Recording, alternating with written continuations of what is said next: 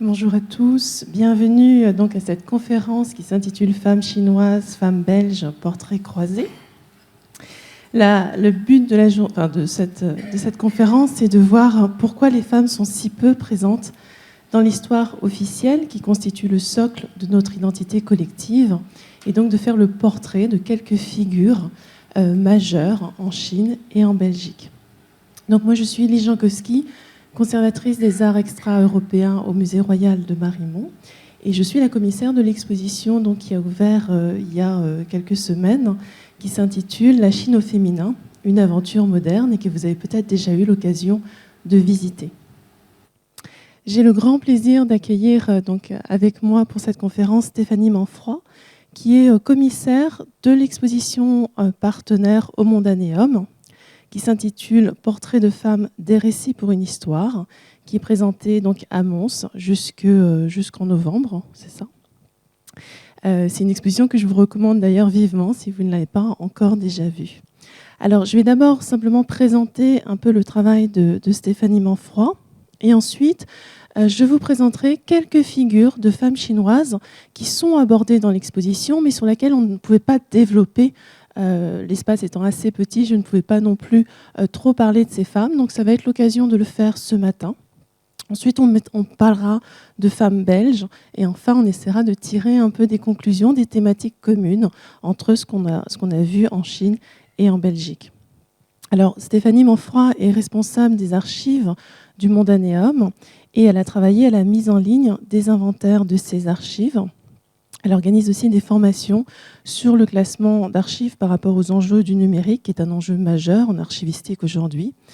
Elle est l'auteure de plusieurs publications sur l'archivage et la diffusion des connaissances à la belle époque. Et donc, elle a été commissaire de l'exposition L'inventaire infini autour de Paul Hotelet, Paul Hotelet étant un des fondateurs du Mondanéum. Alors, le Mondanéum a été reconnu internationalement en étant inscrit en 2013 au registre de la mémoire du monde de l'UNESCO, et dispose aussi du label du patrimoine européen qui met en valeur les valeurs européennes à travers des sites remarquables en Europe. Et Stéphanie Manfroy a réalisé un inventaire des archives du Mondanéum autour de la question du féminisme, et qui a constitué le premier angle de découverte à propos de la personnalité d'une des grandes fondatrices aussi de l'institution, qui est Léonie Lafontaine. Et donc Stéphanie est la commissaire de cette exposition Portrait de femmes, qui est donc ouverte au Mondanéum.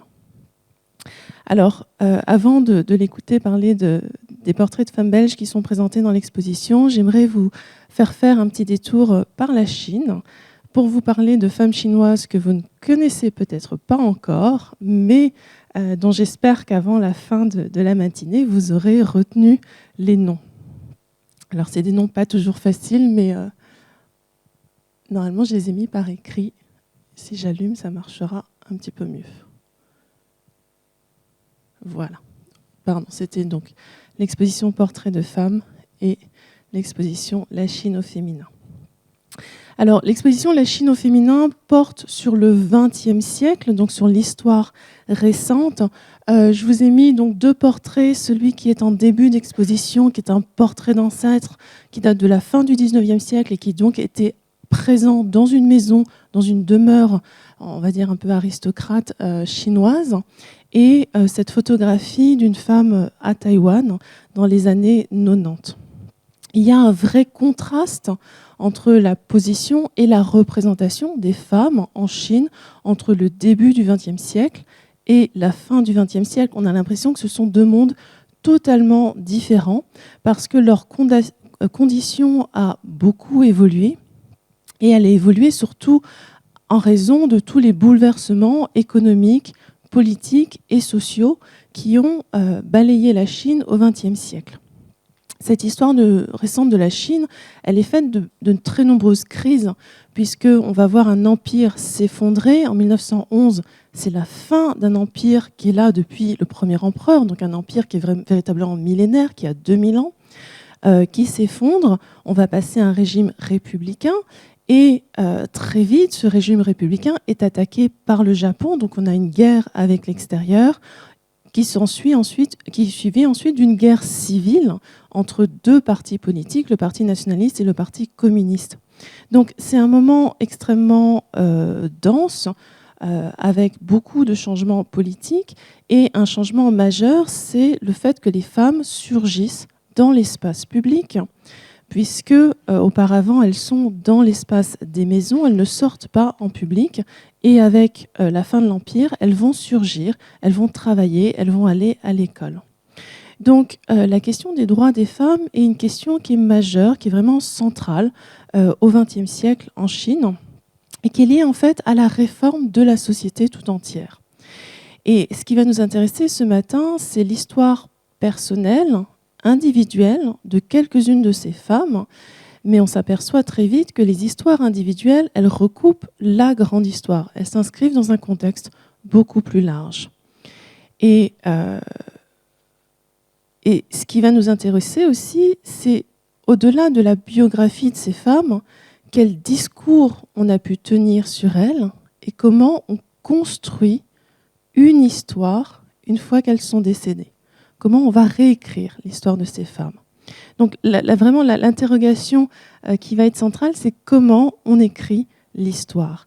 Et je vais commencer par une figure qui est peut-être la plus connue, qui est l'impératrice douairière.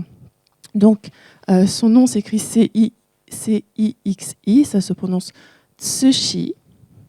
Cixi, née en 1835 dans une très très grande famille, dans une bonne famille mandchoue, et elle meurt en 1908 à la tête de l'Empire de Chine. Alors ce n'est pas l'impératrice régnante, elle règne à la place de son fils, puis de son neveu, puis d'un autre empereur, donc c'est l'impératrice douairière. Alors vous avez ici un tableau de Hubert Vos qui a été peint en 1905. Donc Hubert Vos a été formé à l'Académie royale, à l'Académie des beaux-arts de Bruxelles, et en 1905, il se rend en Chine et il est autorisé à faire ce portrait de l'impératrice.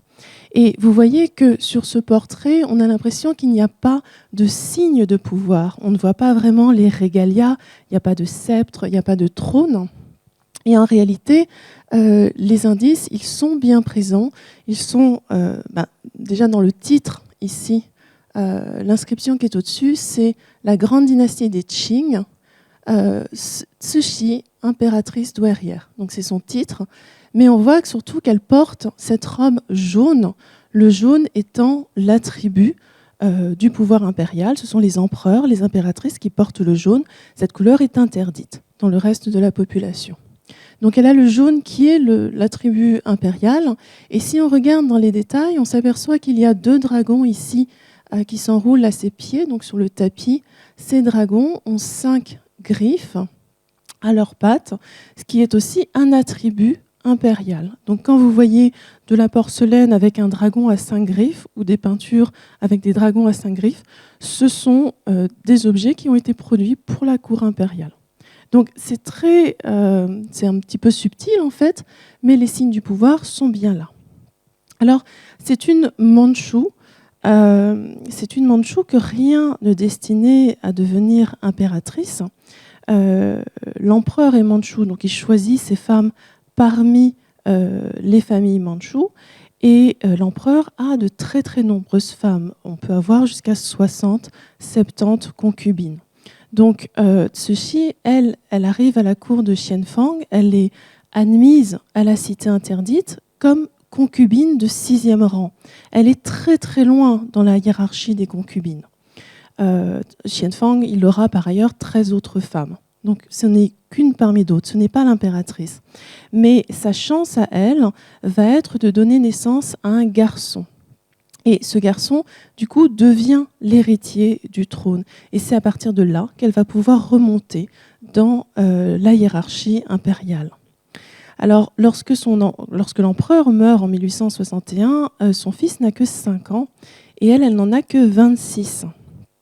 Et elle va réussir un coup d'État qui est absolument admirable parce que il y a une équipe de régents en fait qui sont là pour maintenir le pouvoir. Enfin, ce sont les grands conseillers. Et les femmes n'ont pas droit de cité, il n'y a qu'une seule femme dans l'histoire de Chine qui a été impératrice, c'est Wu Zetian, à l'époque des Tang, donc on est au 7e siècle de notre ère. Le pouvoir a toujours été masculin en Chine, à part l'exception de Wu Zetian. La stratégie de Cixi, c'est de s'allier avec l'impératrice, qui est Tse-Han, qui est la première femme, et de dire que le signe du pouvoir, c'est le sceau qui va permettre de promulguer les décrets. C'est la signature de l'empereur. Or, le sceau de l'enfant, du futur empereur, est composé de 2 parties qui sont détenues par les 2 femmes. Et donc, c'est à partir de là qu'elle va pouvoir prendre le pouvoir en gardant, en fait, le sceau de l'enfant qui est mineur. Alors, elle a été beaucoup dénigrée. Elle a gardé le pouvoir, donc, même après la mort de son fils, même après la mort de son neveu. Et elle a été beaucoup dénigrée, surtout à la fin de sa vie. Je vais juste passer pour vous montrer à quoi elle ressemblait en vrai. Donc, Cixi qui est entourée de sa cour, hein, des jeunes filles de sa suite. Une des caractéristiques de Cixi, c'est qu'elle s'intéresse beaucoup à la reine Victoria, qui est un peu son alter ego. Et elle s'intéresse beaucoup à la modernisation du pays. Et elle s'intéresse à la présence des étrangers sur son territoire.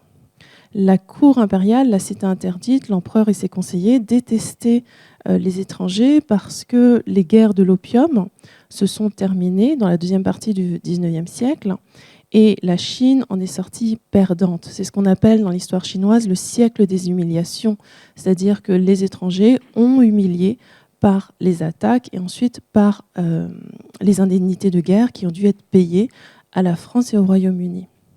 Donc, Cixi, elle sait que la Chine a été affaiblie et elle va au contraire essayer d'ouvrir le pays. Cette ouverture, elle va le faire grâce aux douanes et elle va recruter massivement des étrangers pour diriger les douanes en Chine. Et c'est grâce à cette organisation qu'elle va augmenter et doubler les ressources de son État. Donc, d'un point de vue administratif, c'est quelqu'un qui va très bien gérer les finances de l'État, qui va réformer l'armée, qui va faire construire le télégraphe, les chemins de fer, notamment la ligne Pékin-Hankou, qui va être construite donc, par les Français et les Belges. Et donc c'est une femme qui va vraiment moderniser le pays. Je vous disais dans l'exposition qu'elle va aussi interdire la pratique des pieds bandés, qui est une pratique chinoise. Elle est mandchoue, elle ne fait absolument pas ça, et ça l'horrifie que cette pratique puisse avoir lieu en Chine. Et elle va aussi encourager les études. Donc, elle va autoriser des écoles pour jeunes filles. Elle va aussi autoriser les départs de jeunes filles aux États-Unis. Donc, on a un premier contingent de jeunes chinoises qui vont être formées à l'étranger. Oui, je vous ai mis cette photo où elle reçoit les légations étrangères. Elle va essayer de créer une synergie avec les femmes d'ambassadeurs. Donc là, c'est la légation américaine. Elle les reçoit et elle essaye d'échanger avec elles pour s'attirer des amitiés, pour pouvoir négocier avec les ambassades. C'est une femme, donc de toute façon, elle n'a pas le droit de sortir de la cité interdite et elle n'a même pas le droit de parler à ses conseillers de visu. Quand elle promulgue des décrets ou qu'elle fait des lois, elle doit toujours parler derrière un paravent. Elle n'a pas le droit d'être vue par les hommes chinois. Donc, sa stratégie va être de passer par les femmes. On s'aperçoit que donc, pendant son règne, les étrangers lui sont favorables. L'ambassadeur des États-Unis dira que la Chine a réalisé d'immenses progrès grâce à elle, qu'elle est vénérée par son peuple et que c'est l'un des personnages les plus illustres de l'histoire. Ça, c'est Charles Denby qui le dit en 1890. Mais on s'aperçoit aussi qu'elle a été beaucoup dénigrée après sa mort, notamment par Kang Youwei qui avait essayé de l'assassiner. Kang Youwei essaye de faire un coup d'État avec l'empereur Trongzhi et il est arrêté dans son coup d'État, il est exilé par Cixi et lui va faire une campagne de propagande à l'étranger où il va justement la dénigrer, tracer un portrait très très noir de Cixi. Ce portrait très très noir, en fait, il va être bien reçu par les étrangers parce que Tsuchi, à la fin de sa vie, fait une erreur monumentale qui est de soutenir la révolte des Boxers. Les Boxers, c'est un mouvement, c'est une insurrection qui commence vraiment à la fin du siècle, 1897, et qui se termine en 1900, qui se termine dans un bain de sang à Pékin. Vous connaissez peut-être le film Les 55 jours de Pékin, qui raconte ce moment où ces troupes, qui se nomment eux-mêmes les points de la justice et de la concorde, vont massacrer les convertis au christianisme et les étrangers. Tsuchi, elle aussi, est menacée. Elle doit s'enfuir et quitter la cité interdite. C'est un chaos total en Chine.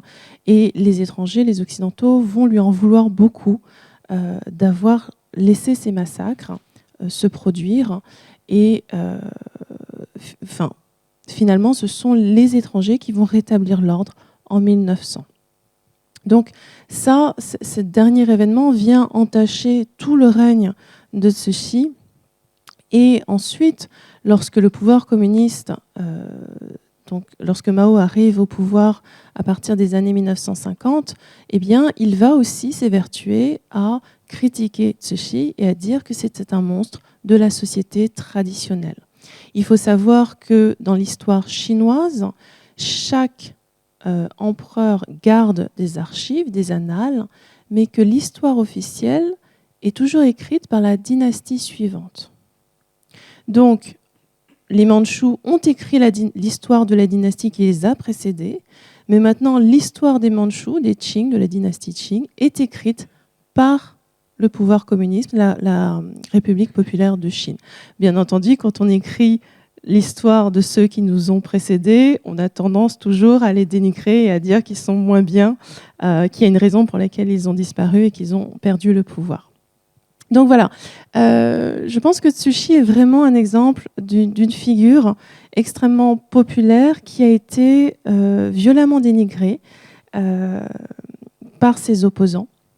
Et donc, on est arrivé à un personnage de pop culture qu'on voit dans les films, qu'on la voit aussi dans Le Dernier Empereur, où c'est ce personnage absolument horrible de vieille femme, probablement sanguinaire, qui a tué toute sa famille, etc.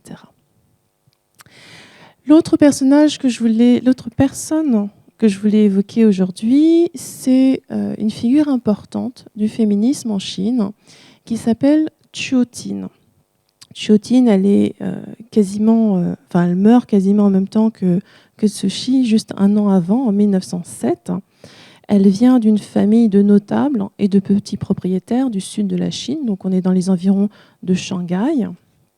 Et elle est devenue une figure révolutionnaire parce qu'elle a été exécutée en 1907 pour tentative de coup d'État.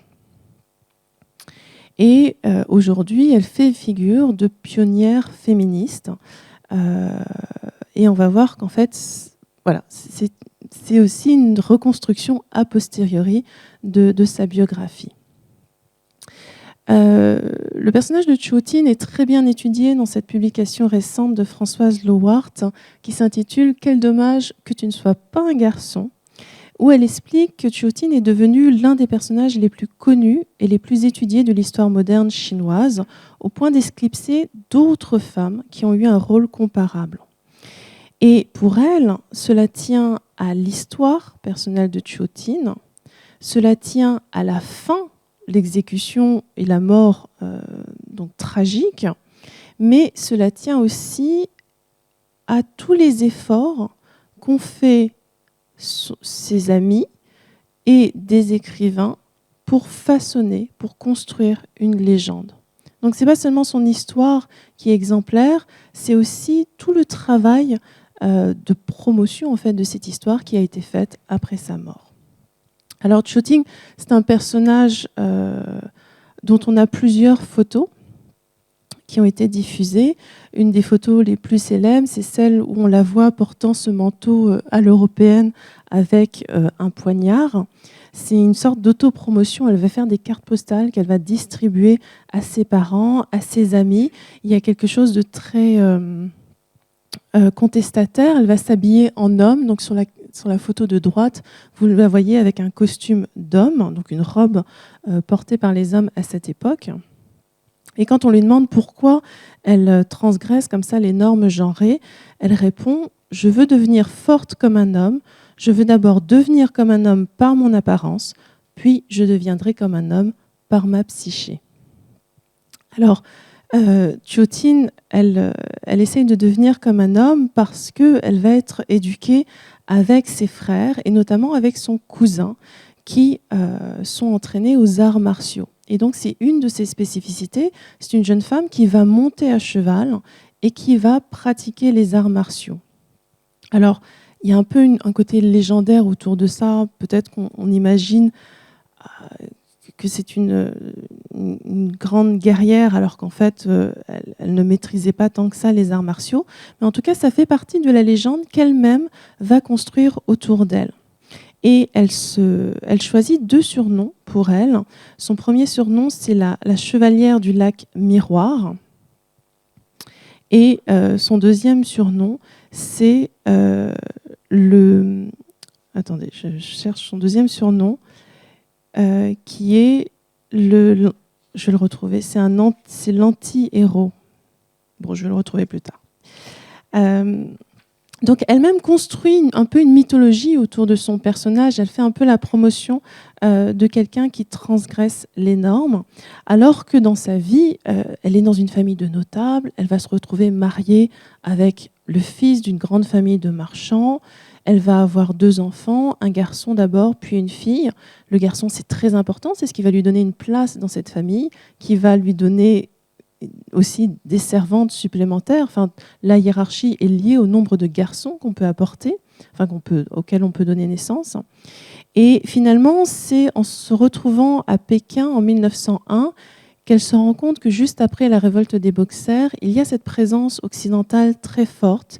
Il y a un pays qui a été très affaibli, qui fonctionne sur des traditions qui sont devenues totalement obsolètes.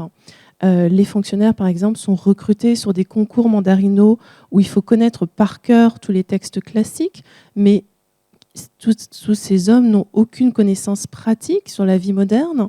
Et donc, elle va se rebeller, elle va entrer en rupture avec son mari qui, lui, vit une vie qui ne se préoccupe pas vraiment de questions politiques. Et elle fait le choix de partir au Japon pour aller à l'école. Et donc, à partir du moment où elle est au Japon, elle va fréquenter les réseaux révolutionnaires chinois qui sont présents au Japon. Il y a plusieurs cellules qui ont été fondées, notamment par Sun Yat-sen, et à laquelle elle va adhérer. Donc, c'est la Ligue de l'Union nationale. En chinois, c'est Zhongmenhui. Malheureusement, ces ligues vont être dissoutes par les Japonais. Sous la pression du gouvernement de Qing, le Japon va émettre un édit interdisant aux étudiants toute activité subversive. Et cette mesure va provoquer plusieurs suicides de membres de cette ligue. Et Théotine va être un petit peu frappée par ce qui va se passer. Elle va rentrer en Chine. Et quand elle rentre en Chine, elle va essayer de poursuivre son action en fondant un journal qui s'adresse aux femmes et qui va parler justement de la libération de la femme en la mettant en parallèle avec la libération du pays. Et elle explique que la modernisation du pays n'est pas possible tant que les femmes seront dans les foyers, seront en dehors de la vie publique. Alors, Théotine, elle est très liée avec son cousin Su Xinlin, qui lui va essayer de faire un coup d'État. Elle va aussi s'engager, elle va l'accompagner, collaborer, et lorsqu'il va être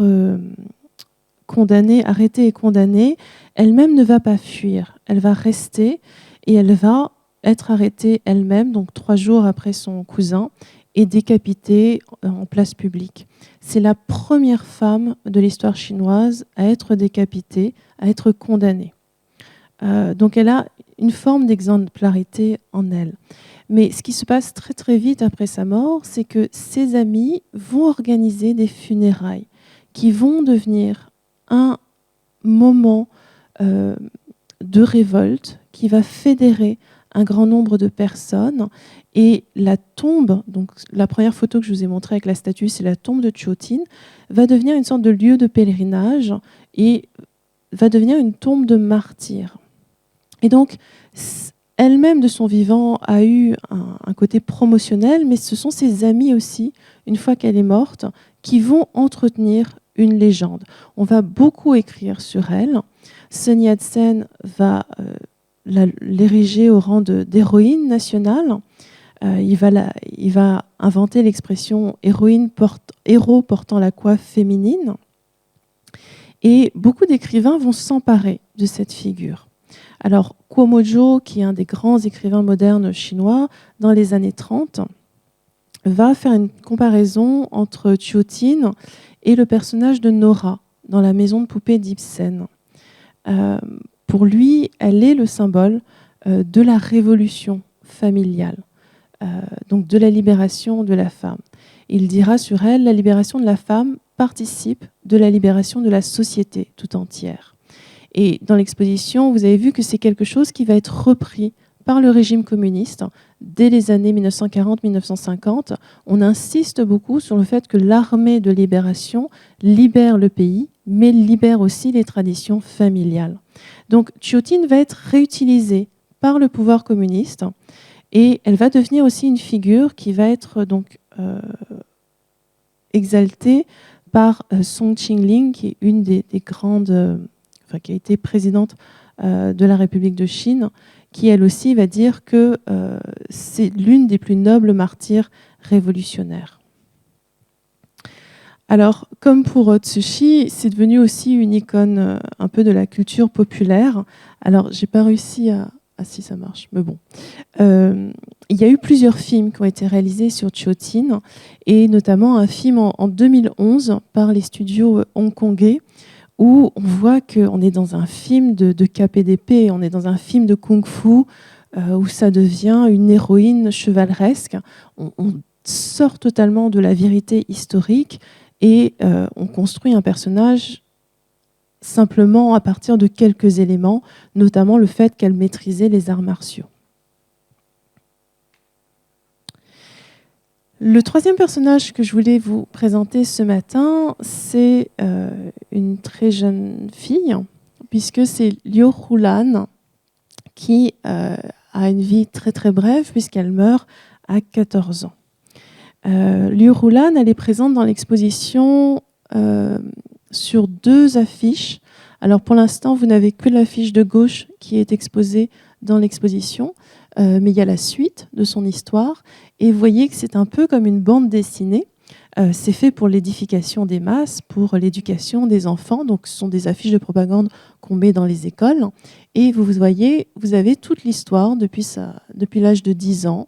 On peut suivre ce qui se passe dans la vie de Liu Hulan. Et vous voyez à la fin la statue qui la commémore. Alors, Liu Hulan, c'est une fille de paysan qui a la particularité de s'engager dans les rangs du Parti communiste, notamment dans les cellules de cadres féminins organisées par le Parti communiste. Donc là, on la voit qui étudie les textes. Alors, la première image, en fait, c'est ça. Ce sont les combattants de la guerre contre le Japon qui expliquent aux enfants la lutte contre l'envahisseur japonais. Donc, elle écoute attentivement. Et puis ensuite, elle étudie par elle-même les textes révolutionnaires. Et elle va, donc là, par exemple, elle organise des collectes de chaussures pour les combattants, pour les militaires, pour l'armée rouge, naturellement, qui se bat contre le parti nationaliste.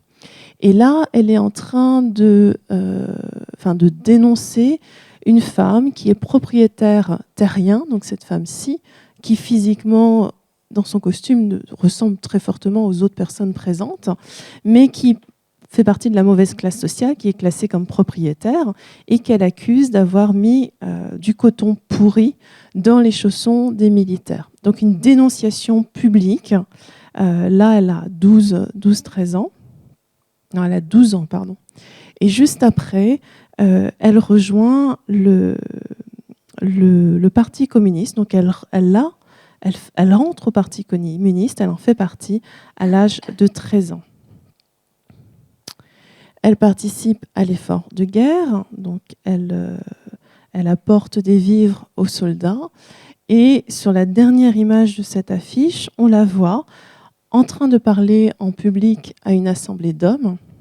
Et le texte qui est en dessous nous explique qu'en fait, elle dénonce un membre du village qui ne suit pas la réforme agraire et qui donc ne fait pas la promotion des paysans pauvres, mais des classes de propriétaires. Donc quelqu'un qui prend la parole en public pour dénoncer les injustices et les mauvais agissements des membres du village.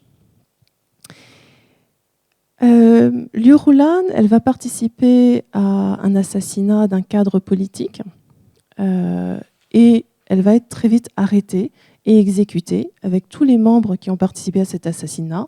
Elle a 14 ans et elle va être assassinée sur la place, elle va être exécutée sur la place publique.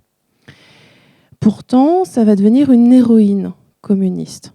Ça devient une héroïne communiste à partir du moment où Mao dira d'elle « c'est une vie très courte, mais c'est une vie exemplaire ».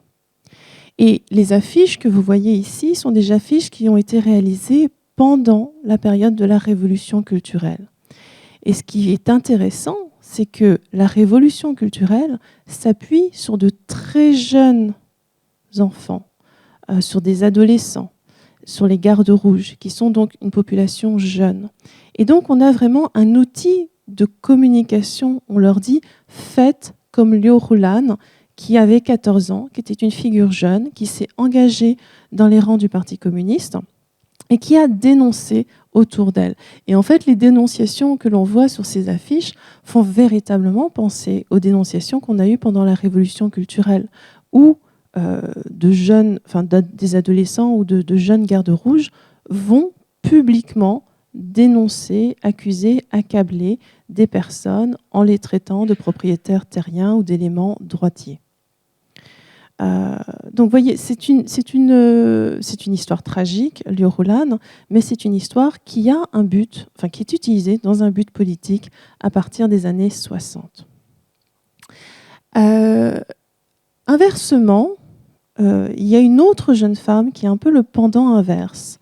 Lin Zhao est aussi une jeune fille qui a vécu, qui meurt en 68, donc qui meurt pendant la Révolution culturelle. C'est l'exemple même de celle dont on n'aurait pas dû retenir le nom, de celle dont l'effacement était programmé et qui, malgré tout, a été retenue par l'histoire. Alors, son histoire, sa biographie a été écrite par Anne Kerlan dans cet ouvrage qui a été publié en 2019, Lin Zhao, combattante de la liberté, chez Fayard. Lin Zhao, c'est la production parfaite du système communiste, puisque c'est une bonne élève qui vient du sud de la Chine, dans une école de Suzhou. Sa particularité, c'est qu'elle a été formée dans une école de missionnaires protestants américains. Donc, c'est quelqu'un qui est baptisé, donc qui suit le catéchisme, mais qui va très tôt s'investir dans le communisme, puisque pour elle, c'est vraiment la seule alternative efficace à l'inanité du gouvernement nationaliste. Donc c'est quelqu'un qui va s'engager très tôt, à 16 ans, elle entre au Parti communiste. Et elle va pouvoir rentrer à l'université de Pékin, qui est la meilleure des universités de Chine. Donc elle a la meilleure formation possible. C'est un très très bon élément. Elle est très bonne étudiante en lettres et elle va suivre des études de journalisme à l'université de Pékin. Le seul problème, c'est qu'en 1957, il y a la campagne des 100 fleurs. La campagne des 100 fleurs, pour ceux qui ne la connaissent pas, c'est un mouvement qui est initié par Mao. C'est un marché de dupes phénoménal où on dit à tout le monde « Vous pouvez critiquer ce que vous voulez, ça va nous permettre de nous améliorer. Donc allez-y, critiquez le parti, Comme ça, on va pouvoir travailler ensemble et améliorer les choses.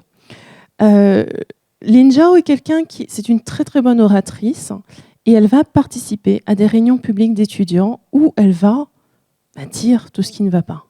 Et de façon très très virulente elle-même.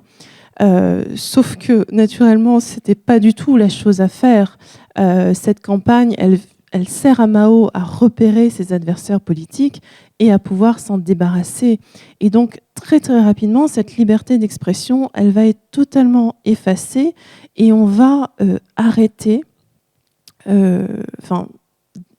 tuer, déporter des centaines de milliers de personnes. C'est la Chine, tout a des proportions absolument énormes. Et Lin Zhao est l'une d'entre elles. Donc elle est arrêtée, mais sa spécificité, c'est qu'elle ne va jamais démordre de ce qu'elle a dit.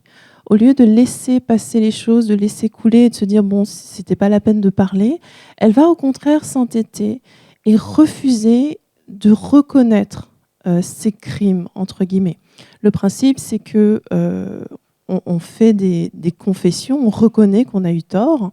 Elle ne va jamais reconnaître ça. Elle va au contraire continuer à dire ce qui ne va pas. Et je cite par exemple un de ses textes où elle dit « Notre innocence, notre intégrité ont été utilisées, notre bonté, notre pureté d'âme, notre tempérament enthousiaste et chaleureux ont été utilisés de façon insidieuse. » Et quand nous avons été plus matures, quand nous avons commencé à prendre conscience de l'absurdité, de la cruauté, de la réalité, quand nous avons commencé à réclamer ces droits démocratiques qui nous étaient dus, nous fûmes persécutés, torturés, opprimés de la façon la plus cruelle. Alors effectivement, elle est emprisonnée à Shanghai en 1962 et elle va subir des sévices. Je ne vais pas entrer dans les détails, vous avez tout dans le livre de Dan Carlan. Elle va être torturée, elle va être violentée, elle va être violée. Mais la force de Lin Zhao va être d'écrire. C'est quelqu'un qui a laissé énormément de textes. Et une de ses particularités aussi, c'est qu'elle a écrit avec son propre sang. Donc dans la prison, on a des documents qui sont écrits donc, avec du sang. C'est un personnage qui aurait dû totalement disparaître. Voilà. C'était, mais par un hasard de circonstances, en fait, un des cadres de la prison où elle a été emprisonnée a conservé les archives et les a données à la sœur de Lin Zhao. C'est quelque chose que la personne n'était pas obligée de faire, donc c'est un geste qui a permis de conserver tous ces textes, qui du coup ont été lus par un réalisateur chinois qui s'appelle Routier, qui est un ancien soldat, qui aujourd'hui fait des documentaires indépendants. Et Routier a fait un documentaire sur la personne de Lin Zhao. Et à partir de ce documentaire, Anne Carlan s'est intéressée à cette figure et elle a elle-même fait des recherches. Donc elle a retrouvé tous les textes par Routier, elle a retrouvé les amis, la famille, etc. pour comprendre ce qui s'était passé et pour écrire l'histoire de Lin Zhao. Donc, c'est vraiment grâce au support de l'écrit, grâce au fait qu'elle ait laissé des documents, des textes, qu'on a pu reconstituer l'histoire de Lin Zhao. Je vous engage, donc si l'histoire de Lin Zhao vous intéresse, il y a une conférence que donc Anne Carlan a donnée à l'Académie royale de Belgique qui est disponible sur Internet en vidéo, où elle explique tout le processus, toute son enquête. Et elle rapporte notamment une anecdote intéressante qui est qu'à un moment, elle a douté. À un moment, elle se demande si ce personnage a réellement existé ou pas, si c'est vraiment une personne ou si elle est en train de construire elle-même une fiction. Et je pense que c'est assez parlant du fait qu'on réutilise certaines figures ou qu'on met en valeur certaines figures, certaines femmes plutôt que d'autres. Bien entendu, le fait que Lin Zhao ait été baptisée peut être un point d'entrée pour certaines communautés qui essayent de la mettre en valeur, un peu comme on mettrait en valeur un martyr chrétien. Alors, finalement, je vous ai présenté des femmes qui mouraient toutes de façon tragique. La question, c'est est-ce qu'il faut mourir pour être un modèle ? Non, a priori. Et je voulais finir par quelqu'un qui n'est pas mort de façon tragique, donc une personne vivante, Zhang Haidi, qui est né en 1955. Atteindre le statut de modèle, effectivement, c'est plus facile quand on a été un martyr de la cause révolutionnaire. Mais ce que je trouve intéressant avec Zhang Haidi, c'est qu'il y a eu toute une campagne de promotion autour d'elle. Donc, à partir de 1983, elle rejoint le parti en 1982, en décembre.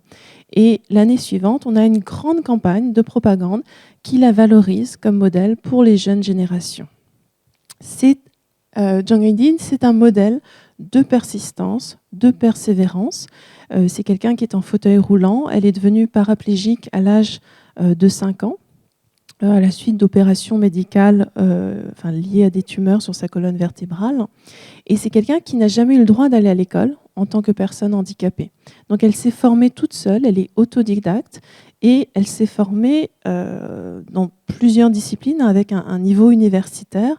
Elle a étudié la politique, la littérature, les sciences médicales, et elle a appris aussi toute seule les langues étrangères, donc le japonais, l'anglais, l'allemand, l'espéranto.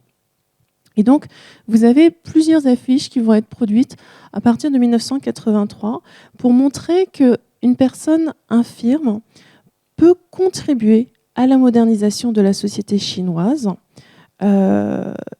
Et ce discours, en fait, il est aussi concomitant avec le fait qu'on a des mutilés qui sont revenus de l'expédition punitive de la Chine sur le Vietnam en 1979. Donc on a une population qui est infirme et vers laquelle il faut se tourner, vers laquelle il faut communiquer.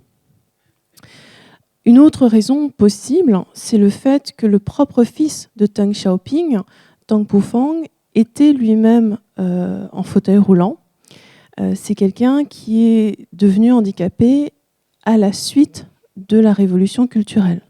Donc, plusieurs personnes aussi se sont retrouvées dans des situations. Lui, il a été poussé d'une fenêtre du 6e étage alors qu'il était interrogé par des gardes rouges en 1968 et il est devenu handicapé suite à ça. On a une quantité incroyable de personnes qui ont subi des histoires semblables.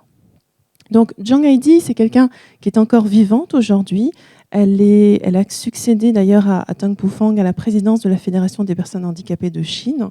Elle a toujours défendu le droit des handicapés et c'est quelqu'un qui est que moi j'ai vu à la télé récemment, puisqu'elle a organisé les Jeux olympiques d'hiver à Pékin en 2022. Donc, toutes ces femmes, elles ont un nom, elles ont une histoire qui a été écrite, qui a été diffusée. Mais il y a aussi les très nombreuses inconnues et les anonymes dont on ne retient pas forcément le nom. Je voulais juste vous parler de cet ouvrage qui s'appelle Chinoise de Xinjian. Xinjian était une animatrice radio dans les années 90 qui animait une émission sur les femmes, une émission diffusée la nuit où les auditeurs pouvaient appeler, les auditrices surtout, pouvaient appeler et témoigner de leur histoire. Et certains de ces témoignages ne sont jamais passés à la radio parce qu'ils n'ont jamais passé la censure.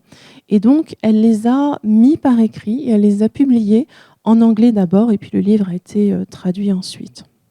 Et donc, paradoxalement, grâce à l'écrit, ce sont ces textes-là, ceux qui ont été censurés, dont on a pu garder la trace. Et dans l'exposition, on a sélectionné quelques passages, donc ce sont les témoignages audio que vous avez à la fin de l'exposition, où on a sélectionné donc des histoires pour faire écouter les voix de ces femmes anonymes. Non, elles ne sont pas anonymes, elles ont un nom, mais de ces femmes inconnues qui racontent leur vie et comment leur vie s'inscrit dans une histoire qui est beaucoup plus grande et qui les dépasse.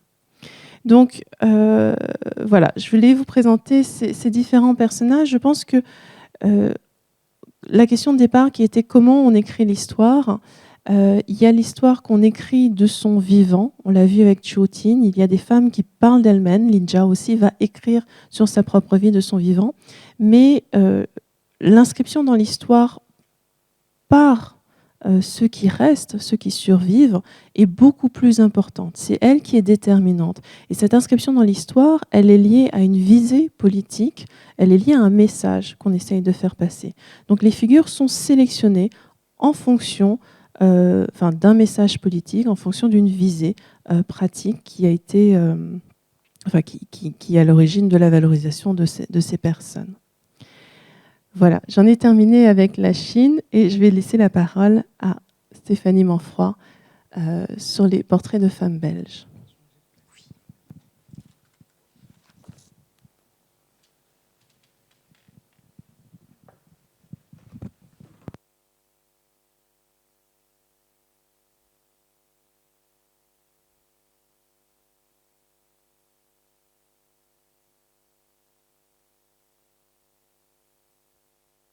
Bonjour, merci de m'accueillir dans cet auditorium. Et donc moi, je vais vous parler effectivement des femmes belges, leur destin, de certaines femmes belges. Leur destin est beaucoup moins tragique, mais il n'en a pas été pour autant tout le temps valorisé, et donc il a peut-être été invisibilisé. Et donc, et l'écriture de leur histoire est peut-être un peu particulière. Et c'est pour ça qu'on a fait le choix, nous, au Mundaneum, de partir d'une personnalité importante qui est Léonie Lafontaine. Et donc, dans cette exposition que je vous invite évidemment à venir découvrir, eh bien, c'est elle qui vous guidera dans cette histoire. Donc, Léonie Lafontaine est née en 1857 et est décédée en 1949. Et donc, c'est une figure qui a une longue vie et qui a pu traverser, du coup, beaucoup d'époques, et surtout l'époque où les femmes n'avaient pas de droits, pour justement en obtenir et militer pour qu'elles en aient plus, et pour militer pour le droit des femmes, à l'intérieur d'une association qui s'appelle la Ligue du droit des femmes, qui est créée en 1892. Alors, voilà. Dans les illustrations que vous allez voir ici dans cette présentation, vous allez voir quelques dessins suggestifs et quelquefois des photos, mais la particularité justement de représenter les femmes de notre histoire et la difficulté, c'est justement d'avoir une image, d'avoir une représentation photographique physique, puisque notre histoire des femmes, on va dire, n'a pas retenu forcément, n'a pas conservé les documents. Et donc Léonie Lafontaine fait partie de ces premiers personnages qui va d'abord agir, et surtout, elle va avoir une volonté de conserver des pièces, d'informer ses concitoyennes, et surtout parce qu'elle est active dans le mouvement féministe, et donc elle va informer, transmettre, conserver. Grâce à ça, on possède un des rares fonds d'archives d'une féministe de cette époque. Ça n'est que comme ça que l'on peut écrire l'histoire chez nous, en tout cas.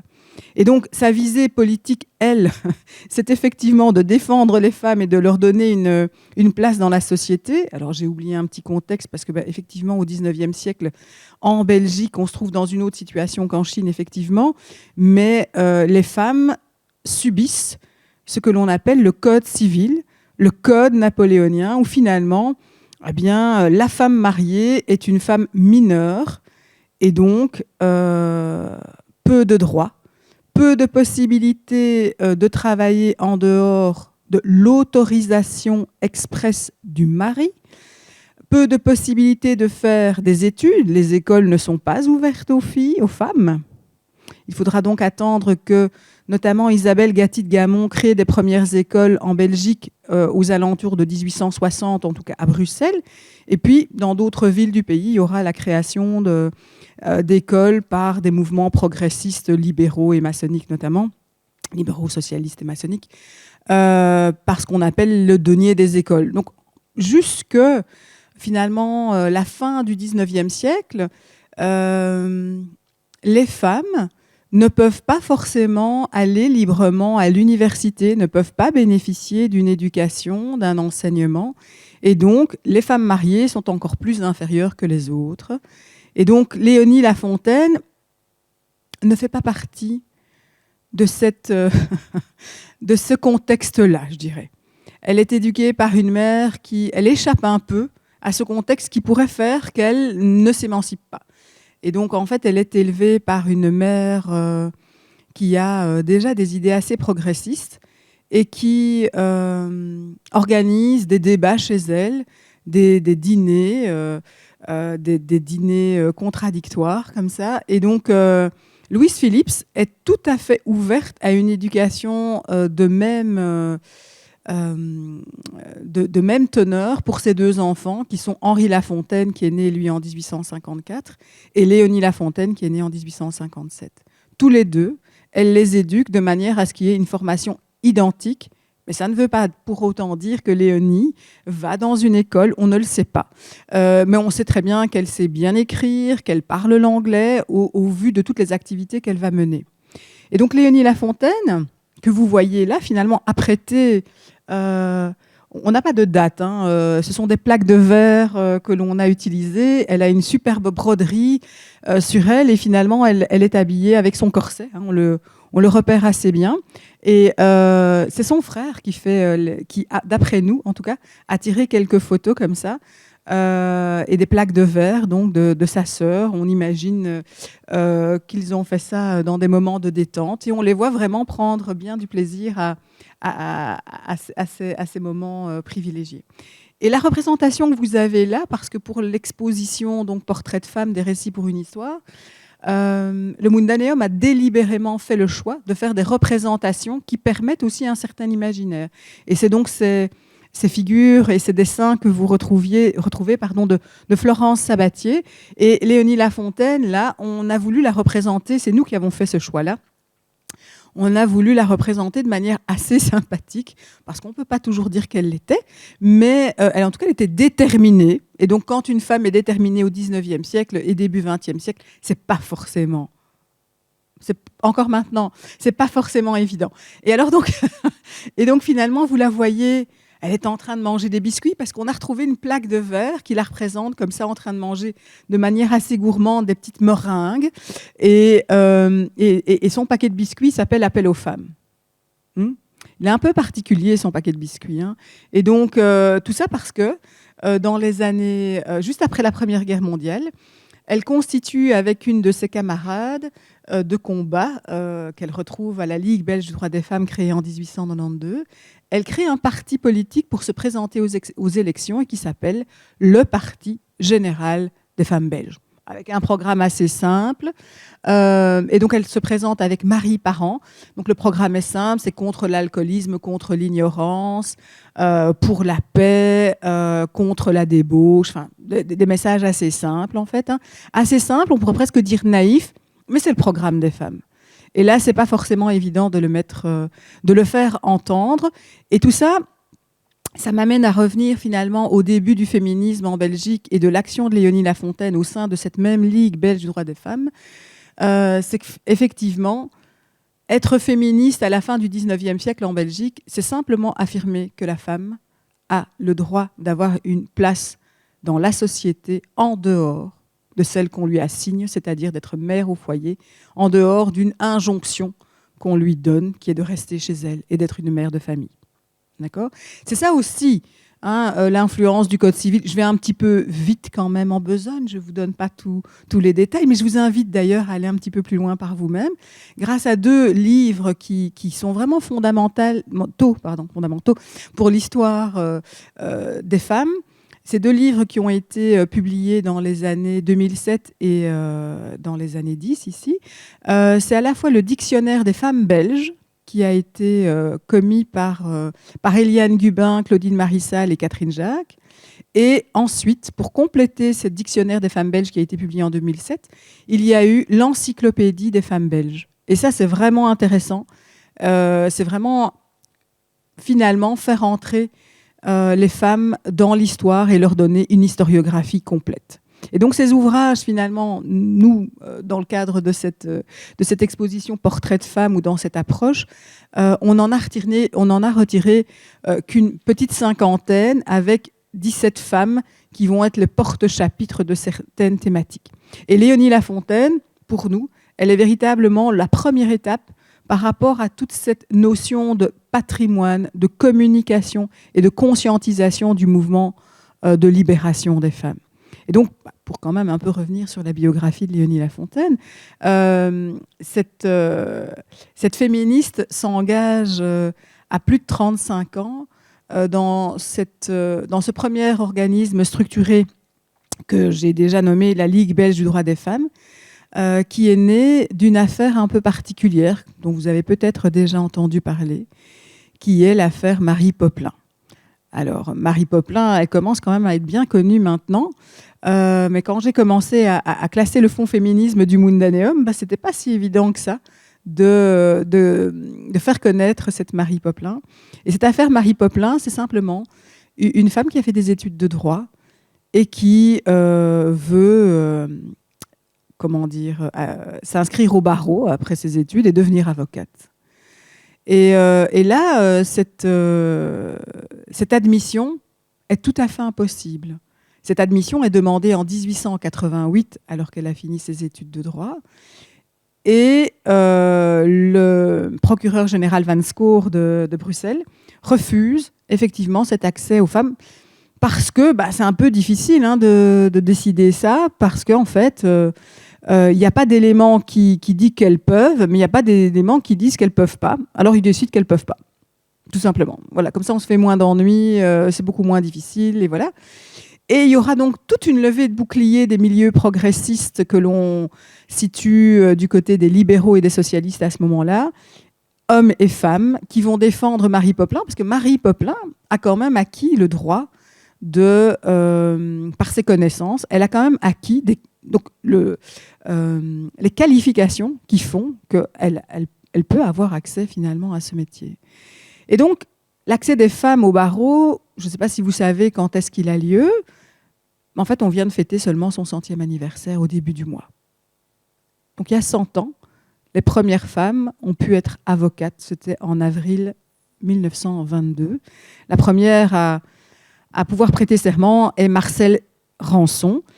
Et donc là, finalement, Marie Popelin, elle est décédée depuis une dizaine d'années, donc elle n'a pas pu être avocate. Elle n'a pas pu.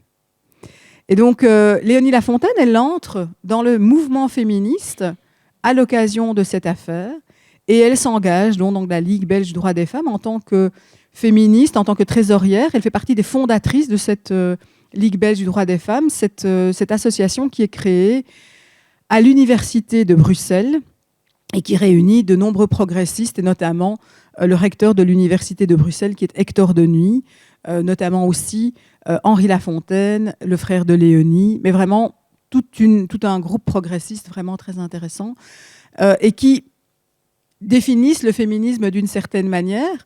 Mais ça, voilà, c'est un féminisme du 19e, un féminisme où on doit donner des droits à celles qui le méritent. On n'est pas dans un... Voilà, on peut encore discuter là-dessus, mais c'est déjà une grosse avancée. Et donc, être féministe au 19e siècle, c'est surtout faire de la propagande. Et Léonie Lafontaine va être une de ces chevilles ouvrières qui va faire de la propagande. Elle va être trésorière de cette association. Elle va être présidente de la section bienfaisance. Et elle va, à partir du début du siècle, héberger à son domicile un office de renseignement sur les métiers accessibles aux femmes. Et elle va faire ça à son domicile. Et son domicile, un tout petit clin d'œil, elle habite le 41 rue des Églises. Aujourd'hui, c'est le siège d'un parti bien connu. Et donc, Léonie Lafontaine va vraiment s'engager dans tout ce qui est information. Et donc, elle va véritablement aussi s'engager dans l'aventure du Mundaneum dès 1895 en rédigeant les premières fiches bibliographiques du fameux répertoire bibliographique universel pour lequel le Mundaneum est justement reconnu dans le programme de l'UNESCO qu'a rappelé tout à l'heure Lys, le programme Mémoire du monde. Donc, voilà, Léonie Lafontaine va encore avoir une autre caractéristique, c'est qu'elle va surtout s'occuper de pacifisme. En dehors d'être féministe, elle est pacifiste.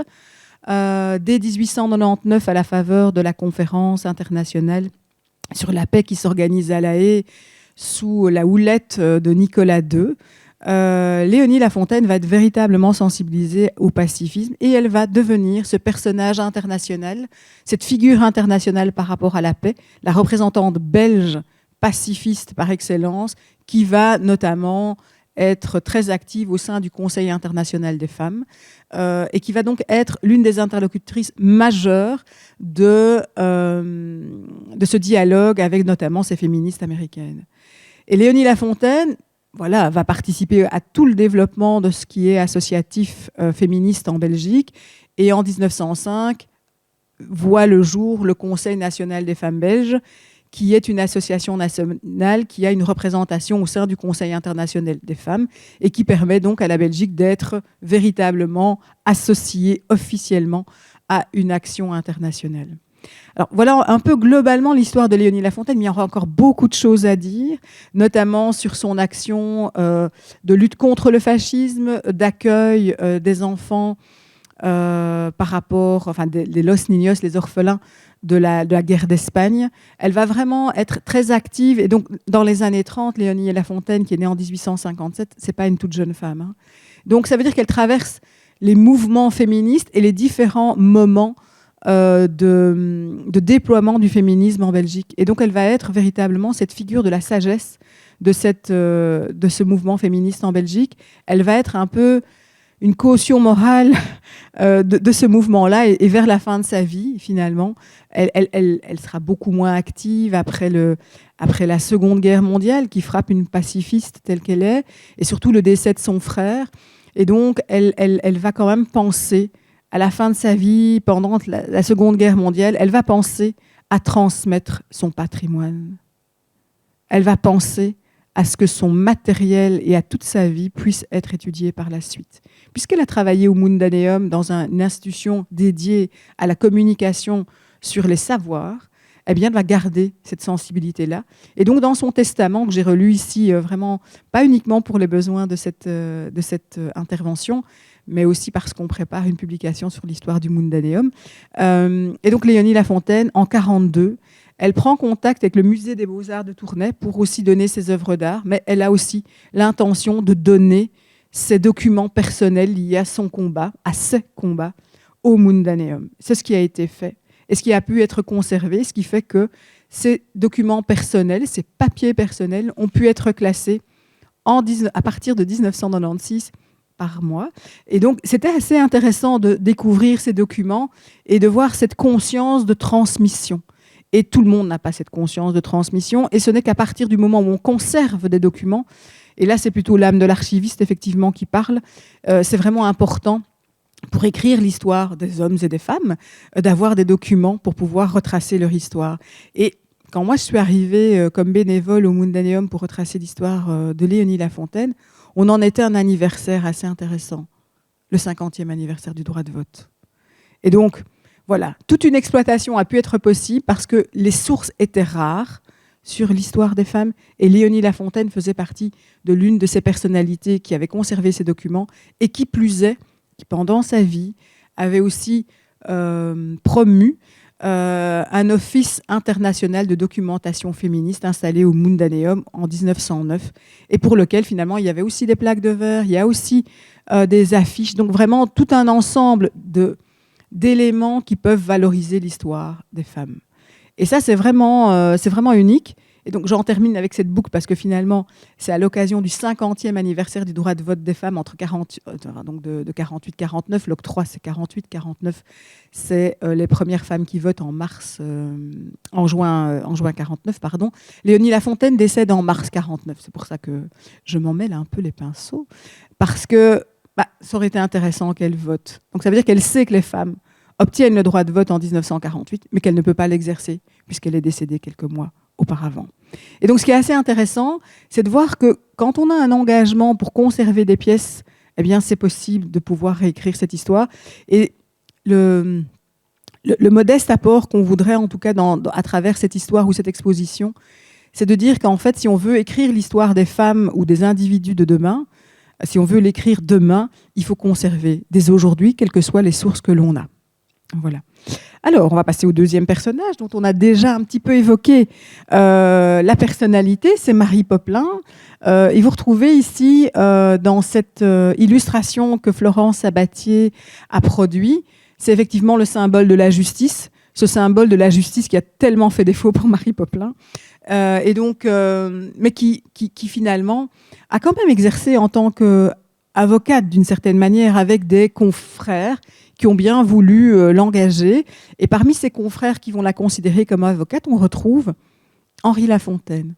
Henri Lafontaine va écrire une brochure qui s'appelle « La femme et le barreau » au début du XXe siècle pour dire tout le respect et toute la légitimité que les femmes ont à pouvoir être avocates.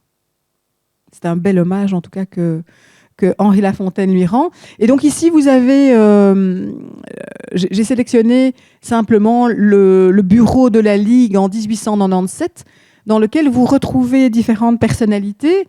En haut à gauche, Marie Popelin. En bas à droite, avec sa petite dentelle, c'est Marie Parent. Et on va retrouver Léonie Lafontaine en bas à droite. OK ? Et donc ça, ce sont les féministes et le bureau de la Ligue belge du droit des femmes, ces féministes engagées. Et donc, en fait, ce qui est assez intéressant, c'est que ces féministes publient un bulletin pour promouvoir leur action et promouvoir leurs activités. Et Léonie Lafontaine, qui n'a apparemment pas fait tellement d'études, va être l'une de ces chevilles ouvrières de ce bulletin. Elle va aussi produire tous les rapports qui sont en lien avec le pacifisme. Et Léonie Lafontaine va animer, notamment, comme sa mère a pu le faire, des dîners féministes par l'intermédiaire donc, de cette association. Mais là, je voulais parler de Marie Popelin. Alors, Marie Popelin, cette figure véritablement fondatrice pour le féminisme et l'émancipation des femmes. Cette date, quand même, ce serait intéressant. 1846-1913. Marie Popelin a trois volets dans sa vie. Le premier volet va être constitué par l'enseignement. Le second, par les études de droit et le fait de devenir avocate. Et ensuite, son féminisme. Vous retrouvez notamment de magnifiques capsules qui existent, de petites capsules vidéo qui ont été faites ici récemment et qui fonctionnent très bien sur les réseaux sociaux et qui ont été réalisées par le groupe des journalistes les Grenades, RTBF Les Grenades, qui notamment ont produit quelques biographies de personnalités et Marie Popelin en fait partie. Et donc Marie Popelin a trois périodes fondamentales dans sa vie. Et donc, petit clin d'œil, elle a été directrice notamment à Mons, d'une école à Mons, l'école du Denier. Et en fait, auparavant, avant de devenir directrice à l'école du Denier, elle a été collaboratrice à l'école Isabelle Gatti de Gamon, l'école rue du Marais, c'est vraiment assez connu. Et finalement, elle va quitter Isabelle Gatti de Gamon parce qu'elle a un caractère un peu difficile et qu'elle a aussi envie de voler de ses propres ailes. Donc, inutile de vous dire que ces femmes ont un caractère déterminé. Et donc, Marie Popelin se retrouve à Mons. Étrangement, je pense qu'on a oublié à Mons que Marie Popelin est passée par là. Et elle va appliquer à peu près les mêmes méthodes pédagogiques que Isabelle Gatti de Gamon, mais avec d'autres petites subtilités, notamment liées à d'autres théories qui commencent à être en vogue à cette époque-là. Et elle va être directrice d'une école qui va former les futures régentes aussi. Donc, en fait, ce n'est pas uniquement enseigné pour des jeunes filles qui vont pouvoir prétendre aller éventuellement faire des écoles supérieures, ou des études supérieures, ou universitaires, mais c'est aussi former des futures enseignantes du pays. Et ça, c'est assez intéressant. Ça se passe entre 1875 et 1879, en tout cas pour le cas de Marie Popelin. Et parce que l'enseignement, c'est vraiment important. Avoir les portes ouvertes vers les universités et les formations qualifiantes, c'est vraiment important pour pouvoir investir l'espace public et le milieu du travail, tout simplement. Et donc, les universités ne vont s'ouvrir aux femmes qu'assez tardivement. Je ne sais pas si vous imaginez quand. C'est 1880. Et ce n'est pas toutes les universités. Ça va être quelques universités qui vont commencer à ouvrir leurs portes. 1880. Et Marie Popelin donc, finit son cursus en 1888. Je ne vais pas en dire plus pour Marie Popelin aujourd'hui, parce que d'autres personnalités nous attendent, et que Marie Popelin est sans doute l'une des plus connues. Donc voilà, je vous invite à découvrir par vous-même quels sont ses apports. Et c'est vrai qu'on note qu'elle a véritablement, par l'intermédiaire de la Ligue belge du droit des femmes, modifié la condition des femmes, mais peut-être pas dans une mesure aussi importante qu'on aurait peut-être pu souhaiter, mais il y a quand même pas mal d'avancées qu'on lui doit. Par contre, ça n'a pas été le combat de la Ligue belge du droit des femmes de revendiquer le droit de vote. Ça a été un combat qui a dû être mis de côté, et il y avait plutôt une volonté d'avoir des droits pour les femmes, de militer pour des droits, mais pas forcément pour le droit de vote en particulier. On est plutôt dans un contexte où finalement l'autorité maritale est à combattre et à véritablement acquérir des droits, notamment à cet enseignement. Et c'est vrai que cette période-là est vraiment riche pour cette question. Alors, le personnage suivant, c'est Marie Parent. Alors, Marie Parent est une femme qui a aussi milité au sein de la Ligue belge du droit des femmes. Et dans le contexte de l'exposition, nous, on a plutôt mis en avant son travail et son militantisme par rapport à la figure maternelle. Parce qu'effectivement, il y a un de ces aspects-là qui est vraiment bien étudié et bien vraiment l'objet de tout l'engagement de Marie Parent. Et donc, Marie Parent a vraiment... Donc, ces dates, c'est 1853-1934. C'est vrai que la plupart des personnalités que j'ai choisies sont du 19e siècle et des premiers mouvements féministes. Et donc, Marie Parent est issue d'un milieu de l'imprimerie et elle va publier assez tôt. Elle aussi, sa filière d'enseignement, elle n'est pas vraiment connue, mais elle a suffisamment, en tout cas, je dirais, une bonne éducation, en tout cas. Et sa mère va reprendre l'imprimerie et gérer l'imprimerie familiale au décès du père. Donc déjà, on a quand même quelque chose qui fonctionne super bien. Et puis, Marie Parent va éditer assez vite. Elle va éditer des revues assez rapidement. Et un de ses thèmes de prédilection, ça va être notamment la lutte contre l'alcoolisme dès la fin du 19e siècle, à travers diverses associations. Et Marie Parent va surtout être intéressée par cette question pour défendre et protéger la femme mariée, puisque les dégâts de l'alcoolisme sont énormes fin 19e, début 20e siècle, surtout dans les milieux ouvriers. Donc son objectif, c'est vraiment de défendre la ménagère et les mères de famille. Et donc dès 1900, elle publie aussi le Journal des mères. Alors on pourrait un petit peu, à première vue, si on reste sur ce titre-là, imaginer qu'elle veut donner des leçons et qu'elle veut former les mères. On peut avoir cette lecture-là, mais ce n'est pas celle-là. Véritablement, Marie Parent souhaite défendre ces femmes, leur donner des outils pour pouvoir vraiment s'affirmer et ne pas être dépendante de l'autorité maritale qui est toujours bien présente. Et donc, en tant que féministe convaincue, notamment, elle va travailler sur notamment des projets de loi sur la recherche de la paternité. Pas facile à ce moment-là. D'ailleurs, ça ne va pas marcher du tout. Et elle va aussi promouvoir des formations ou des écoles où il y aura vraiment une mixité au sein d'une société pour la coéducation. Ça, c'est début du XXe siècle, c'est vraiment neuf. Et Marie Parent, donc, est une laïque convaincue qui, véritablement aussi, essaye de promouvoir tout ce qui est contraception et essaye de transmettre des informations à ce niveau-là. Alors, elle décède en 1934. À l'après-guerre, au direct après-guerre, chez nous, en Belgique, il y a un problème de natalité.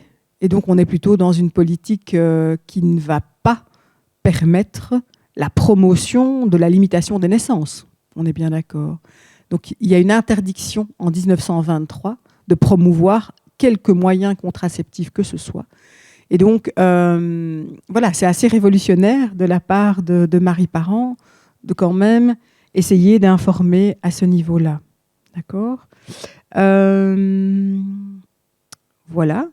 Voilà pour Marie Parent, qui aussi mériterait encore bien d'autres explications à son sujet. Mais voilà, la figure maternelle était un peu le prétexte, alors qu'elle défend plutôt la protection de la femme en tant que telle. Et dans notre pays, à cette époque, en fait, où Marie Parent, s'investit, il n'y a pas encore de loi de protection de l'enfance. Il faudra attendre 1912 pour protéger l'enfant. Alors pensez donc, protéger la mère, il faudra attendre longtemps.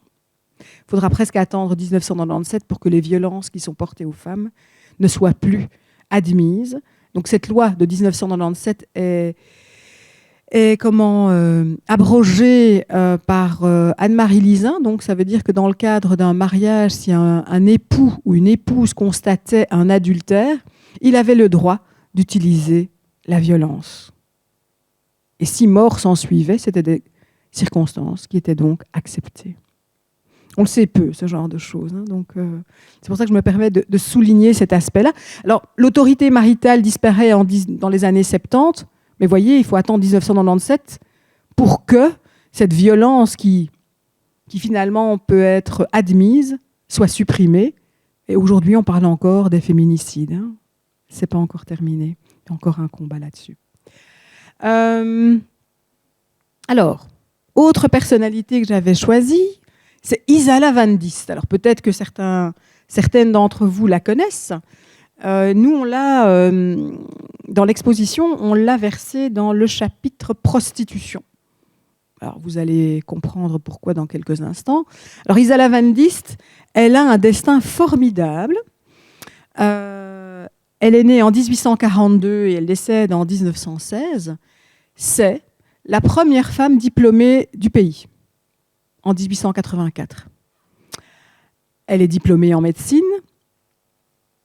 Dès les années 1870, elle frappe aux portes des universités pour commencer un cursus universitaire. On lui dit « c'est pas possible ».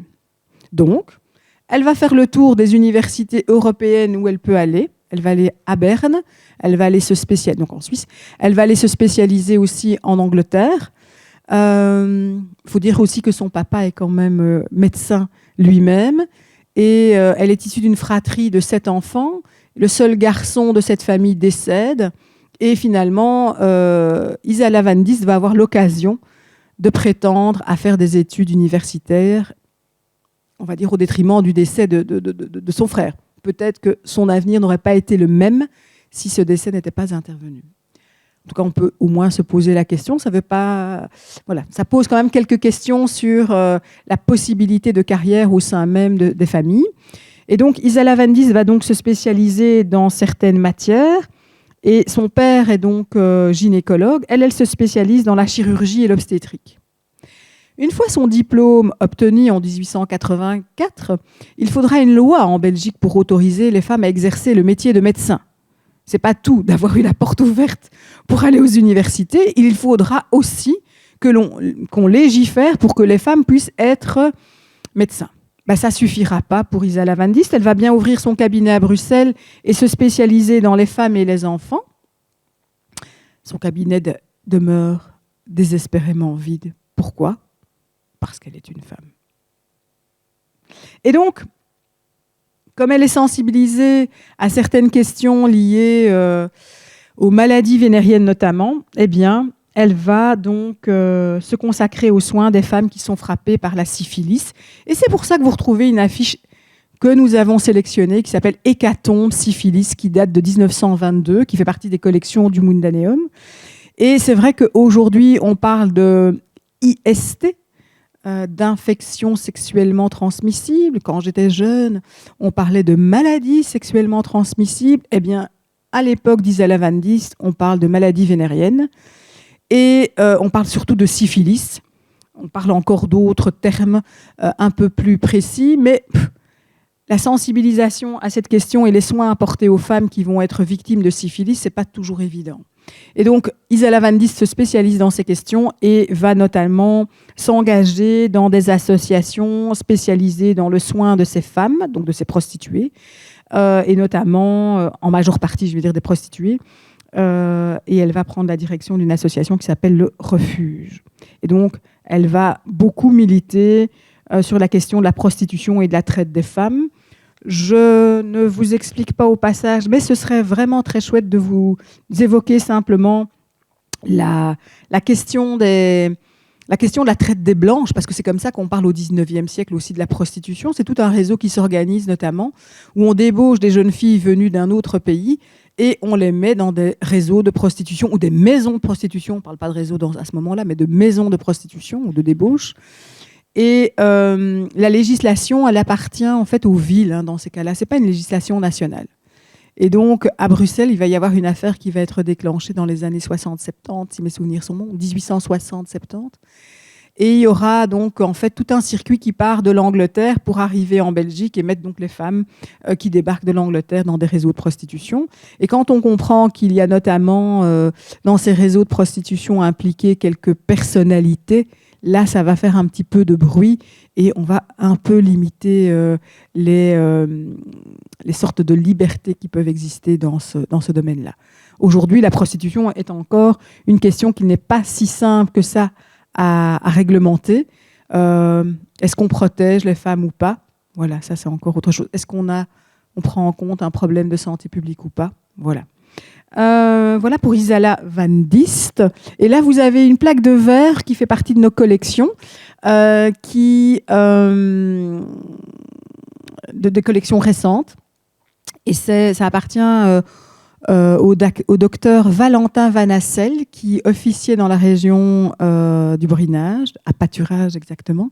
Et là, vous voyez, en fait, il était gynécologue, ce monsieur, et homme politique libéral aussi. Et donc, là, on voit le nombre d'hommes qui sont en train d'opérer la pauvre jeune fille, ou la pauvre femme en tout cas, qui est anesthésiée. Je ne sais pas si ça vous le voyez, vous le percevez. Mais donc, c'était aussi un passionné de photographie et donc il voulait absolument montrer ce qu'il faisait. On a évoqué donc là, pour l'instant, 4 personnes, Léonie Lafontaine, Marie Popelin, Isala Van Diest, toutes des francophones. Il est temps quand même d'aborder une néerlandophone que j'ai découvert finalement au fil de ce travail. Et donc, voilà, il y a une cinquantaine de figures dans cette exposition. Et ça a été dur de choisir quelle personnalité mettre en avant.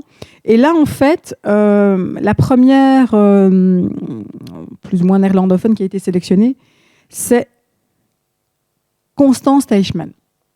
Alors, Constance Teichmann, elle vient d'Anvers. Elle fait partie de la noblesse, même pas de la haute bourgeoisie, on est dans la noblesse là. Elle est née en 1824 et elle décède en 1896.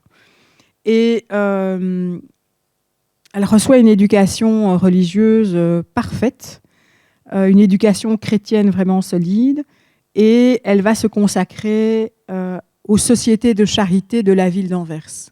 Elle va donc avoir une vie de dame patronesse, excusez-moi cette expression, mais au moins on voit un peu de quoi, de philanthropie en tout cas. Et elle va récolter notamment des fonds grâce à des œuvres de charité telles que des chorales qu'elle organise.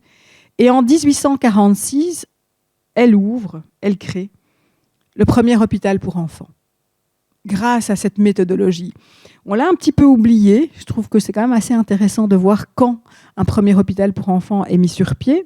Et on est dans un contexte à ce moment-là, au milieu du 19e siècle en Belgique, et en Anvers en particulier, où des épidémies frappent. Le choléra frappe. Et elle va directement, intervenir en tant qu'infirmière, alors qu'on n'a pas encore de formation d'infirmière à ce moment-là. Il faut attendre le début du XXe siècle pour qu'une formation d'infirmière existe sur le sol belge.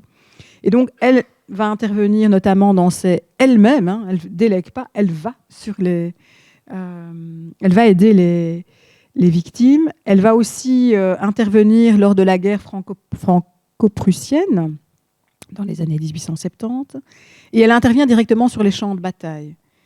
Et donc, à ce moment-là, la Croix-Rouge est tout récemment créée, elle est créée en 1864, Et finalement, on va comparer Constance Teichmann à cette icône qui vient peut-être sur les lèvres de l'un ou l'autre d'entre vous, qui est Florence Nightingale, qui est cette figure de l'infirmière de la seconde partie du 19e siècle. Et donc, Constance Teichmann va aussi s'illustrer dans d'autres conflits, et elle va vraiment être associée à la Croix-Rouge en Belgique, vraiment. Elle va bénéficier aussi de funérailles tout à fait à l'honneur de tout ce qu'elle a pu apporter au pays. Et on a tendance peut-être à oublier ces personnages qui sont si emblématiques dans notre mémoire. Alors, voilà Constance Teichmann. Une autre personnalité flamande que vous connaissez peut-être tous, là et toutes, qui est Mette Smet. Alors, Mette Smet, ici, on a choisi de la représenter jeune. Parce qu'en fait, on la connaît encore bien aujourd'hui, puisque c'est une des personnalités vivantes. Mais ce qu'on connaît moins, selon moi, mais peut-être que je me trompe, c'est toute son action dans les années 70, son action de féministe, à partir d'associations qui s'appellent les Dolémina. Et donc, dans les années 70, Mette Smet, qui est née en 1943, elle s'intéresse à tout ce qui est conditions de la femme et les débats politiques qui secouent les années 70. Et elle fait partie des chrétiens flamands, donc du CVP. Et pour elle, vraiment, il y a un investissement qui se crée au sein de la commission du travail des femmes, qui est un peu l'embryon du futur ministère de l'égalité des chances qui va voir le jour dans les années 90. Et Mette Smet, elle est vraiment très, très intéressante justement parce qu'elle va être cette militante féministe des années 70 et devenir la première femme ministre qui possède le portefeuille de l'égalité des chances dans les années 90. Je trouve ça assez formidable. Et Mette Smet, en fait, il faut savoir que dans le choix de ses études, elle aurait voulu faire archéologie. Et son père lui a dit non, lui en a dissuadé. Et donc, elle va quand même garder un intérêt pour tout ce qui est histoire et patrimoine. Est-ce que peut-être vous savez, Mette Smet a créé un centre pour les femmes qui s'appelle Amazone, qui est situé du côté du Botanique, rue du Méridien. Elle l'inaugure dans les années 90. Et donc, au moment où elle est ministre de l'Emploi et du Travail et de l'égalité des chances. Et elle soutient aussi financièrement, par l'intermédiaire de son ministère, des recherches, l'historiographie, le début des travaux historiographiques sur les femmes. Et donc, par l'intermédiaire d'historiennes francophones et flamandes, il va y avoir donc tout un travail qui va être amorcé. Et notamment la publication d'un répertoire de sources pour faire l'histoire des femmes. Et c'est aussi important. Et là, effectivement, c'est un geste politique. Il n'y a vraiment pas de souci. Et Mette Smet s'engage là-dedans. Et elle va créer aussi, elle va promouvoir au sein de ce centre Amazone le CARIF, qui est le Centre d'archives et de recherche en histoire des femmes. Et ce centre, créé dans les années 90, la deuxième partie des années 90, recueille les archives, conserve les archives sur l'histoire des femmes. C'est véritablement important. Et donc, toute cette équipe permet d'écrire cette histoire aussi. Et c'est aussi insister sur l'importance de conserver les sources, qu'elles soient de nature écrite ou autre, pour justement perpétuer, transmettre cette histoire des femmes, qu'elle soit aussi remarquable que assez inconnue, je dirais, puisqu'il n'y a pas que les femmes qui ont fait énormément de choses. Il y a toutes les femmes ont une histoire et peut-être que ce serait intéressant de la mentionner. Alors avant de passer à la dernière personne, qui a quand même un rôle important dans cette institution, je termine par Germaine Feder-Vetmans. Je trouve que c'est important de poser une seule question dans cette exposition. Il y a une seule question qu'on veut poser à chaque visiteur. quelle est pour vous la personne,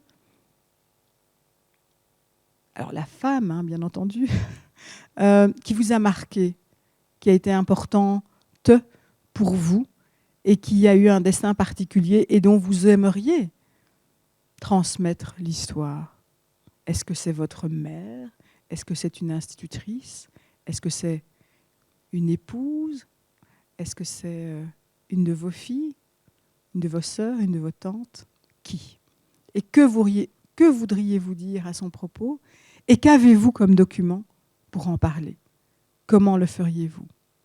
Parce que finalement, si l'histoire est écrite par les successeurs, il faut qu'ils en aient une bonne idée et qu'ils aient envie de perpétuer cette histoire d'une manière un peu chaleureuse aussi, quoi. Alors, la dernière personne dont je voulais parler est Germaine Feder-Vetmans, qui, elle, est présente aussi dans l'exposition et qui est née en 1903 et décède en 1983 et qui a été l'une des premières directrices... Ah oui, il faut que je change. Merci. Désolée, je suis... Voilà. Alors, j'ai choisi une photo qui a été réalisée par Georges Vercheval et un document un peu particulier pour justement montrer que l'histoire, c'est aussi non pas que déboulonner les hommes, mais c'est aussi peut-être instaurer les femmes, intégrer les femmes dans cette histoire. Et là, c'est un petit poème, c'est un petit clin d'œil au côté un peu radical, anti-rouille. C'est vrai qu'il ne faut pas rester rouillé. Et donc, le dossier du côté des filles par rapport au patrimoine, c'est pas mal. Et donc, Germaine Feder-Vetmans, peut-être que les gens de Marimont connaissent mieux l'histoire de Germaine Feder-Vetmans que moi-même. Moi, je l'ai découverte plus tôt. Et donc, elle a été conservatrice de cette institution.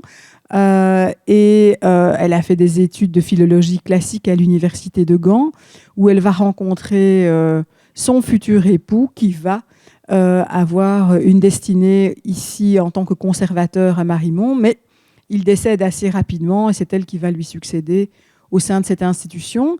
Et Germaine Feder-Vetmans va vraiment s'échiner à rendre pédagogique cette institution et à faire en sorte qu'on comprenne mieux les pièces, l'histoire que l'on peut découvrir ici au sein des différentes sections. Elle va donc travailler sur ce qu'on appelle la médiation culturelle aujourd'hui et elle va aussi permettre au musée de Marimont d'obtenir ses lettres de noblesse et devenir royal. Et elle va aussi permettre que ce bâtiment puisse finalement être érigé à la suite de l'incendie qui frappe le château dans les années 60. Et elle va donc imprimer quelque part un nouveau bâtiment avec le choix de Georges Bastin, si je ne me trompe pas. Et donc, finalement, la personnalité de Germaine Feder-Vetmans est aussi très marquante au niveau national et international, puisqu'elle va permettre à la Belgique aussi de faire partie de ICOMOS et d'avoir la section belge des musées. Et elle va aussi être très active du côté de tout ce qui est fouilles archéologiques et aussi de bien promouvoir des explications là-dessus. Et le musée va être un petit peu victime de son succès à un moment donné. Il y aura beaucoup de gens. Mais donc, en tout cas, il y a une politique de visite du musée de Marimont qui va être vraiment enclenchée par elle, avec cette volonté aussi de transmettre. Et je voudrais terminer avec un tout petit clin d'œil, parce qu'on se trouve ici dans la salle Boël. Et moi qui suis un petit peu de la région, et en fonction des personnalités que j'avais trouvées, j'ai tout de suite pensé à Marthe Boël et pas à Gustave Boël. Vous voyez, je suis complètement comment dire, obsédée, je pense, par les femmes. Et donc, Marthe Boël, c'est une femme formidable qui a été présidente du Conseil national des femmes belges à partir des années 30, qui est une femme politique libérale, qui a lutté pour l'émancipation des femmes. Et cette femme, ça a été la seule femme belge à être présidente du Conseil international des femmes. Et ça, peu de gens le savent. Et je ne sais pas s'il y a des éléments, des monuments dans la région de la Louvière qui mettent à l'honneur Marthe Boel. C'est aussi une survivante des deux guerres. Elle a été aussi assez militante. Et franchement, revoir son histoire est assez intéressante. Tout à l'heure, Lys mentionnait le combat d'une jeune personne qui a commencé à militer à 16 ans. Et Marthe Boel a notamment recueilli une jeune féministe radicale qui s'appelle Adèle Howell. Et elle l'a protégée pendant la Seconde Guerre mondiale quand ils étaient en fuite en France. Et donc, toutes ces histoires de femmes, pour moi, elles se recoupent toutes. Elles se croisent toutes. Toutes ces femmes belges se sont croisées. Et ça, c'est assez intéressant. Et franchement, je vous appelle à redécouvrir les femmes autour de vous et aller un peu plus loin si vous voulez en savoir plus. Je vous remercie pour votre attention.